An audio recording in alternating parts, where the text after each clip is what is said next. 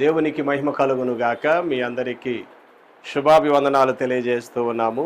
ఈరోజు దేవుని వాక్యాన్ని చదువుకుందాం. లోకాసు వార్త 1వ అధ్యాయము 50వ వచనం. ఆయనకు భయపడు వారి మీద ఆయన కనికెరము తరతరములకు నుండును. ప్రియమైన దేవుని పిల్లలారా, గమనించండి. ఈరోజు నా దేవుడు మనందరితో బహుశ్రేష్టమైన విషయాన్ని తెలియజేయటానికి ఈ సమయాన్ని మనకు అనుగ్రహించాడు.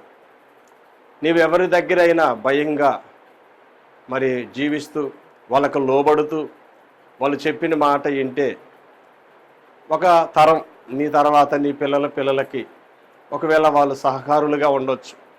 వాళ్ళు వారిపైన కనికరం చూపించవచ్చు. కానీ ఇప్పుడు మనం చదువుకున్నటువంటి వచనంలో దేవుడు మనకు తెలియజేస్తున్న శ్రేష్టమైన విషయం ఏమిటంటే, దేవునికి భయపడితే కదా తరతరాలు, అంటే ఎన్ని తరాలో తెలియదండి, తరతరాల వరకు ఆయన కనికరము నీ తర్వాత నీ పిల్లలకి, వాళ్ళ తర్వాత వాళ్ళ పిల్లలకి, వాళ్ళ తర్వాత వాళ్ళ పిల్లలకి, నీ వంశానికి తరతరాల వరకు దేవుడు కనికరం చూపిస్తాడు. వారికున్న ఇబ్బందుల్లో వారిని ఆదుకుంటాడు. వారికున్న అవసరాల్లో వారికి సహాయపడతాడు. వారున్న బాధల్లో వారిని పరామర్శిస్తాడు. ఎందుకంటే తరతరాలు ఉండేది దేవుడు మాత్రమే, మనుషులు ఉండలేరు. కొన్ని సంవత్సరాలు ఉంటారు అంతే. కానీ ఎన్ని తరాలైనా ఎన్ని యుగాలైనా ప్రకటనలో ఉంటుంది కదా, నిన్న నేడు ఆయన ఒకే రీతిగా ఉన్నాడు.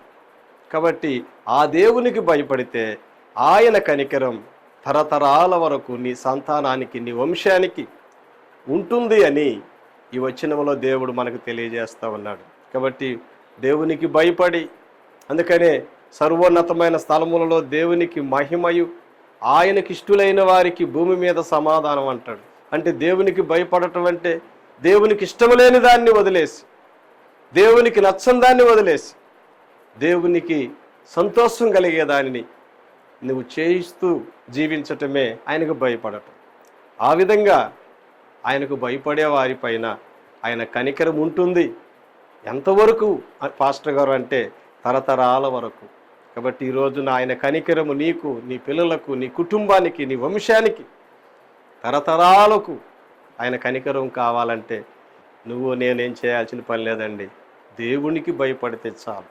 దేవునికి ఇష్టం లేనిది మానేసి దేవునికి ఇష్టమైన దాన్ని చేస్తూ ఆయన కొరకు ఈ లోకంలో జీవిస్తే ఆయన కనికరం చూపుతాడు. నీ కొరతలన్నీ తీరుస్తాడు, నీ బాధలన్నీ తీరుస్తాడు.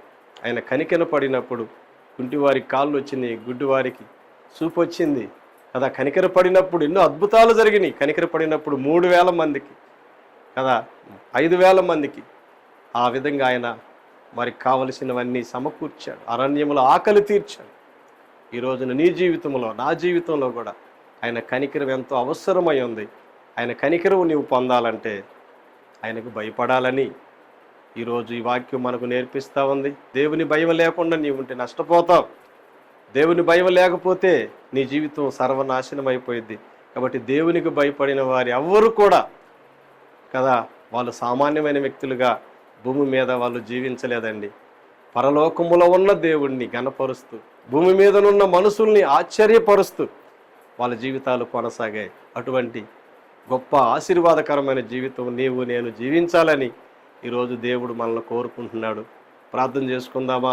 కృప కలిగిన తండ్రి, కనికరం కలిగిన యేసయ్య, నీకే వందనాలు. ఈరోజు మాకు ఇచ్చిన ఈ శ్రేష్టమైన సందేశాన్ని బట్టి వందనాలు నాయనా.